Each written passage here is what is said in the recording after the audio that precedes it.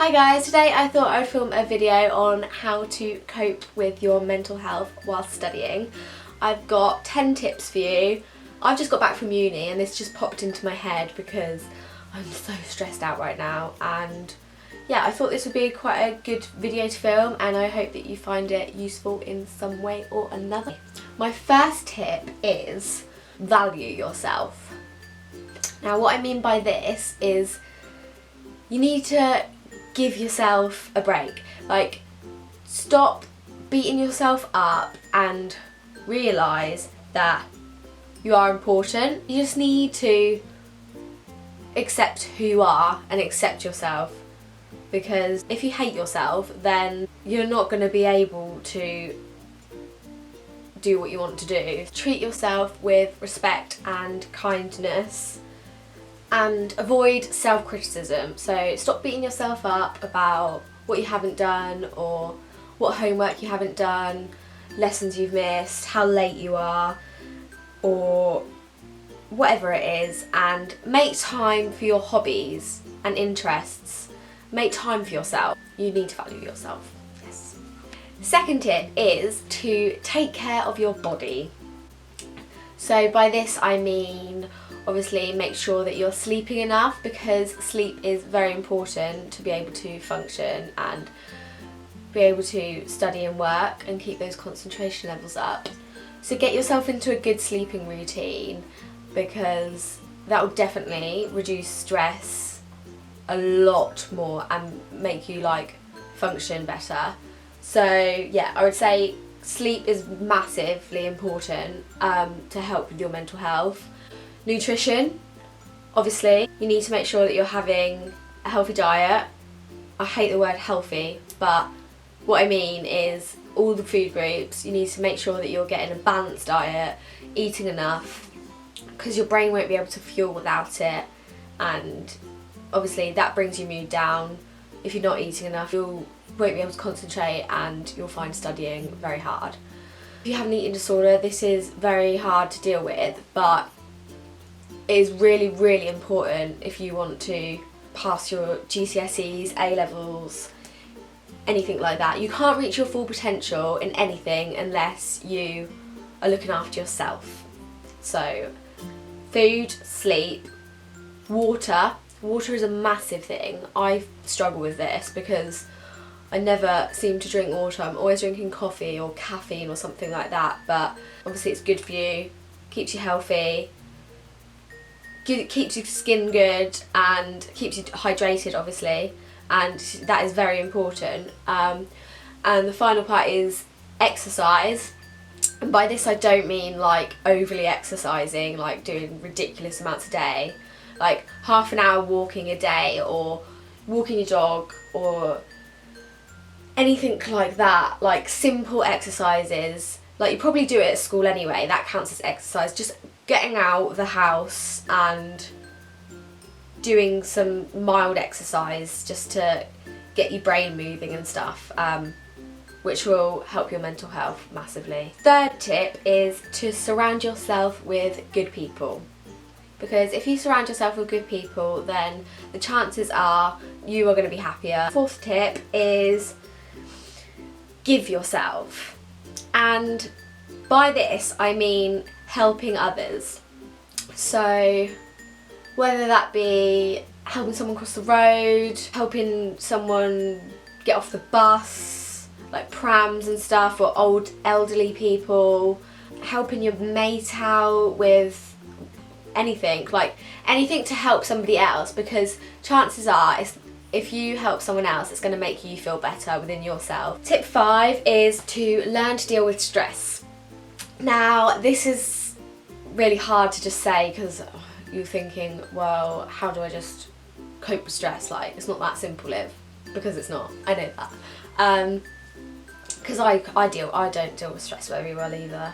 But some techniques that I would say is good is to either play with your pet, start journaling. I've started journaling in the past month, and I feel like that's really good stress relief. But yeah, just taking yourself out of the situation of school sometimes, because you can't just think about studying and school all the time because it will drive you insane. But yeah, and when exams are coming up, you just got to think, like, I know that teachers and maybe members of your family and everything say that they're so important, but realistically they're not. Like, if you don't look after your mental health while studying, then you aren't going to be able to reach your full potential anyway, and if you do get the grades, then you're not going to be able to do much with them because your mental health will be suffering. So your mental health needs to come first before any of school and stuff. And yeah, you need to stop putting so much pressure on yourself, because all you can do is try your best. Yeah, just do things to de-stress you. And it's known that if you laugh, then it will boost your immune system and ease pain, relax your body and reduce stress. So start laughing more, guys.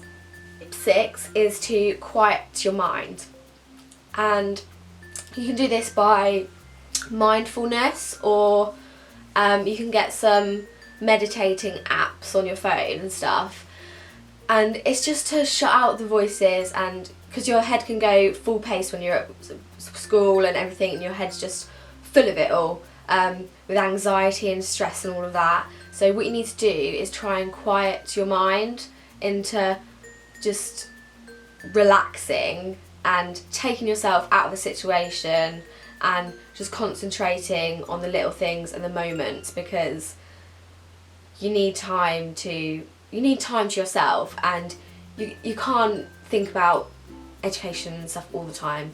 So yeah. Tip number 7 is to set realistic goals for yourself.